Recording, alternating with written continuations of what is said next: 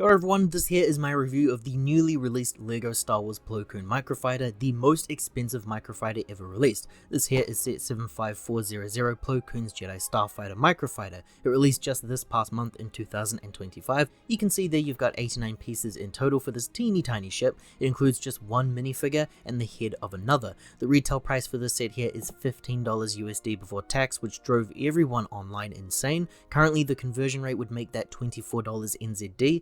But actually here in my country we are paying $30 for this. This is the price that we used to pay for battle packs not too long ago, mind you. Now recently an NZ retailer threw a very big sale because no one is currently buying LEGO anymore, so I managed to get this for about $20 NZD. That's how much a microfighter usually costs in this country. Why that price increase? Plo Koon is why. That new redesign for the minifigure there comes at a cost, but I'm very curious to see if that price is worth it or not. Now this is the most expensive microfighter ever released that includes just one minifigure, but it does come at a time of celebrations for the prequels fans who really wanted to get some Revenge of the Sith based sets this year. In my life, I have only ever paid for 2 microfighters myself, that is 2 years in a row now, so LEGO are clearly doing something right here. And naturally, I wanted to hold this up against the original Plo Koon Starfighter set, which is what we all wanted to see be remade when we first heard rumors of this thing. Opening the set up inside, I can see plastic bags, not paper bags, and they are also given to me in 2 numbered bags there, plus the instructions and 2 lone bricks that have been kept out. About 10 minutes or so later, I have the set here complete. What surprised me the most as being someone who doesn't frequent microfighter purchases is that this here is the first ever Jedi Starship Microfighter set, and can you believe it, it's Plo Koon's of all people. Honestly, I have to say I can really see the appeal of these things, and this was pretty fun to build and put together. A proper playset Starship would have been the preferred release of course, but having seen the price that LEGO have the audacity to be charging for the Ahsoka Starfighter, I can't imagine what they would be attempting to charge for a Plo Koon one.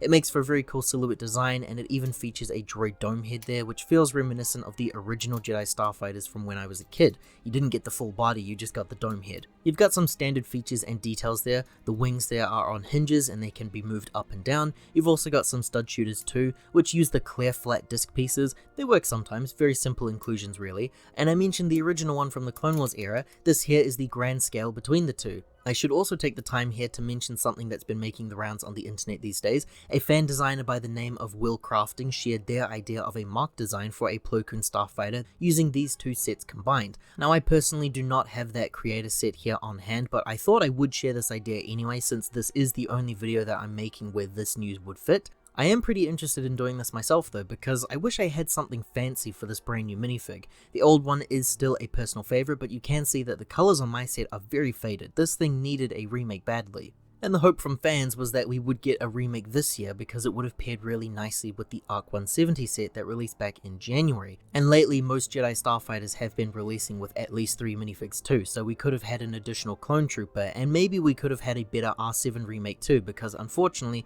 we're left with just the dome piece here and no body, at least for now.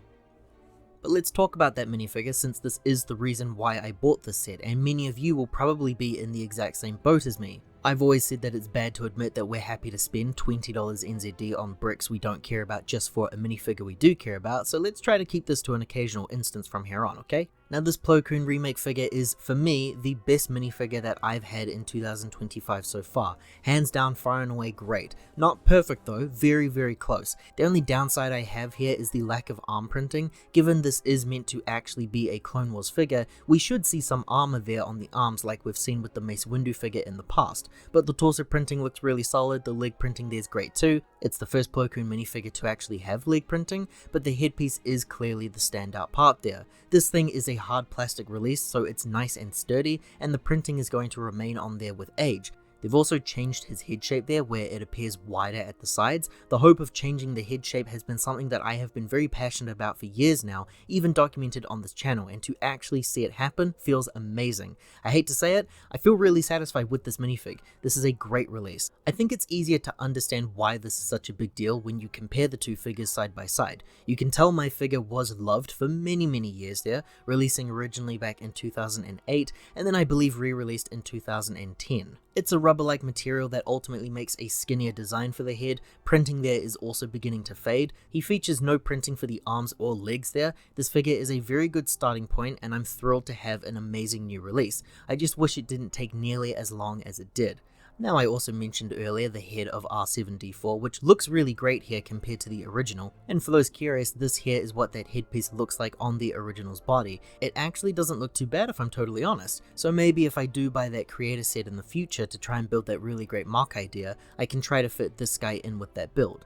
As for the instructions, it's the smaller, simpler ones that we've had for quite a few years now, and the back here shows the inventory list followed by the winning minifig. No advertisements appearing for any of the other Star Wars sets. I would say overall I never thought that I would be going 2 years in a row with Microfighters, but here we are. This minifig is amazing and I'm curious to see if we're going to see him appear in sets in the future or if he truly remains exclusive to this one.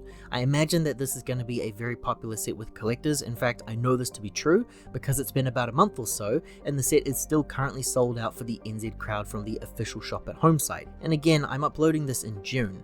I always wish upon future releases with sets like this that LEGO are listening to their fans, so my wish from this release is that hopefully we get to see some more side character Jedi releases soon. I really want to see a Kit Fisto remake and I want him to be stellar. But that's all I have to say about this one. If you enjoyed this review of a LEGO Star Wars release, liking this video here and subscribing to the channel does help to support more videos like this one in the future. Thanks for watching everyone, ka kite anō, take care, see you all next time.